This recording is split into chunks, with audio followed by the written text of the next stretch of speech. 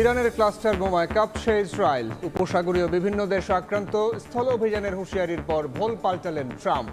সমঝোতা চান Araghchi. The United States military, together with the wonderful Israeli partners, continues to totally demolish the enemy far ahead of schedule. We don't see any reason why we should negotiate with the US. মধ্যপ্রাচ্যের সংঘাতে জ্বালানি নিয়ে বাড়ছে দুশ্চিন্তা। দাম বৃদ্ধির শঙ্কায় আগেভাগে মজুদের প্রবণতা। ফিলিং স্টেশনে ভিড়। এক ঘন্টা ধরে সিরিয়ালের মাঝে এখানে আসছি। কারো দেখা যাচ্ছে 100 টাকা তেল লাগবে, সে 1000 টাকা তেল নিয়ে যাচ্ছে, এরকম সংকট আছে, কিন্তু অতটাও সংকট নাই যতটা দেখাচ্ছে। আমি এখন 500 জায়গায় 1000 টাকা নেব। এটা তেলের দাম বাড়ানোর জন্য এই পরিস্থিতি। নেগোসিয়েশন করে প্রাইস ফিক্সড করা আছে জুন পর্যন্ত।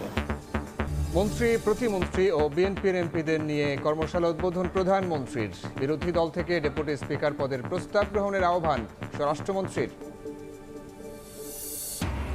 সরকারের কৃষি ঋণ মওকুফের সিদ্ধান্ত যুগান্তকারী। পাট দিবসে রাষ্ট্রপতি। পাট বীজে স্বয়ংসম্পূর্ণ হতে মধ্যস্বত্বভোগীদের দৌরাত্ম্য ঠেকানোর ঘোষণা মন্ত্রীর।